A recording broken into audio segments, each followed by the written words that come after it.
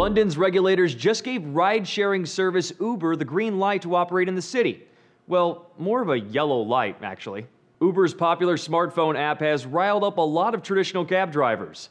Cabbies all across Europe staged a massive protest last month to complain that the tech startup's lack of regulation is undermining their business. And the city's cab union, the Licensed Taxi Drivers Association, took things a step further by filing a legal complaint against Uber. The LTDA claims Uber isn't properly licensed to operate in London, and Uber drivers are illegally using their smartphones as taxi meters.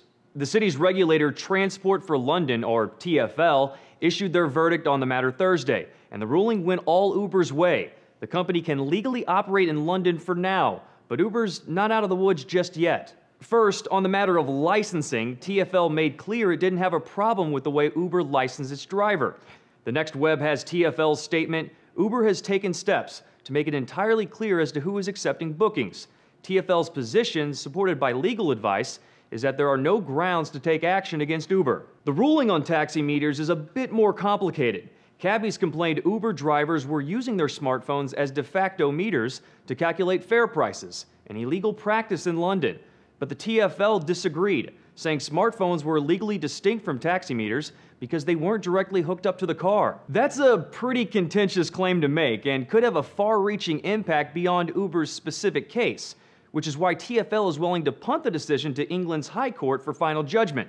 But here's where the taxi drivers might have shot themselves in the foot. We've decided to run private prosecutions against 6 Uber drivers for operating a minicab for meter. Yes, in addition to their complaint with the city, the LTDA also sued individual Uber drivers on the same taxi meter issue the TfL wants the High Court to decide.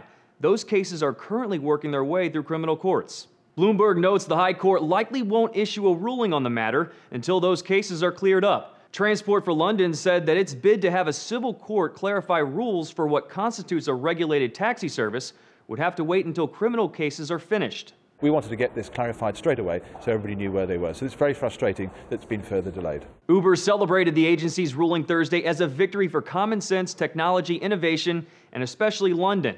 The LTDA has accused the TfL of bias and says it hopes the criminal cases will be decided in their favor. For Newsy, I'm Jay Struberg.